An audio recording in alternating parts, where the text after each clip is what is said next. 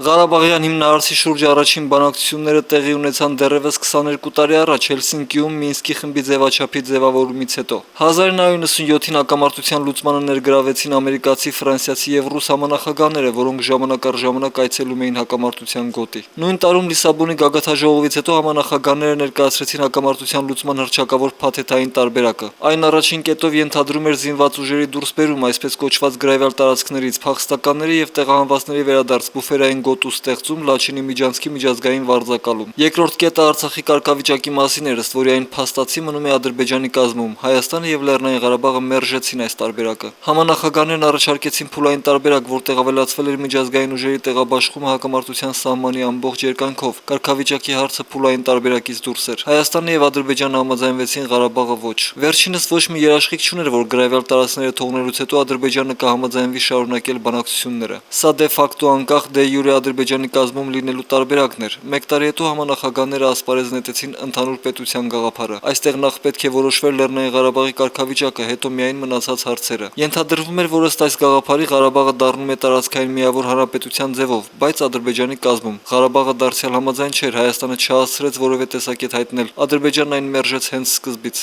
Փոխարենն այդպես էլ հրապարակային քննարկման թեմա չդարձավ այնպիսի մի դրույթ, ինչպիսին Մեղրին Ադրբեջանին հանձնելու կամ Մեղրիի միջոցով կոմունիկացիաների համակարգի ստեղծումն էր, շնորհիվ որի Ադրբեջանը հնարավորություն կունենա անարգել կապվել Նախիջևանի հետ։ Մեղրիի տարբերակը կանխեց Հայաստանը։ 2001-ին արդեն ամերիկյան Key West կղզում նույնպես խոսվում էր Ղարաբաղի փաստացի անկախության մասին։ 2005-ի շրջանառության մեջ է դրվում Ղարաբաղի հետաձգվող կարգավիճակի մասին հարցը։ Սա էլ կողմերից ոչ մեկը չի ընդունում։ Մեկ տարի հետո Ռամբույից ու Բուխարեստից հետո բոլոր կողմերը պաշտոնապես հայտնում են, որ բանակցությունները կիսափակուղում են։ Այդ ժամանակ արդեն բանակցություններում խոսվում է Ղարաբաղի անկախությունը հանրաքվեի միջոցով միջազգայինորեն ճանաչելու մասին։ Փոխարենը քննարկումներից դուրս է գալիս հակամարտության սահմանի երկայնքով միջազգային խաղաղապահ ուժեր տեղակայելու թեման։ 2007-ի նոյեմբերին համանախագահները ներկայացնում են նոր առաջարկություններ, որոնք կողմերի հետ քննարկում սկսելու համար համաձայնեցվել են Մադրիդում։ Ամերիկացի գործող համանախագահ Ջեյմս Օրլիքը բացահայտում է նոր առաջարկությունները, որոնցից է կրկին խաղաղապահ ուժերի տեղակայումը, Ղարաբաղի միջազգային կարգավիճակ տրամադրելը, Հայաստանի և Արցախի միջև ցամաքային կապի ապահովումը, 7 շրջանների վերադարձը Ադրբեջանին։ Հակամարտության 24 տարիների ընթացքում Հայաստանի և Ադրբեջանի նախագահները հանդիպել են մեկ տասնյակից ավելի անգամ տարբեր միջնորդների ուժերով։ Վաղը Սոչիում Ռուսաստանի նախագահը կհանդիպի Հայաստանի և Ադրբեջանի ղեկավարների հետ։ Ըստ Կրեմլի պաշտոնական հաղորդագրության, Իլհամ Ալիևի հետ Պուտինը կքննարկի ռուս-ադրբեջանական հարաբերությունների զարգացմանը նվիրված հարցեր, իսկ Սերժ Սարգսյանի հետ քաղաքական, հումանիտար և առևտրային հարաբերությունների զարգացման մասին հարցեր։ Հատկապես խոսելու են Եվրասիական տնտեսական միությանն անդամագրվելու գործընթացի մասին։ Կրեմլի օրակարգում այս անգամ Ղարաբաղի թեման չկա։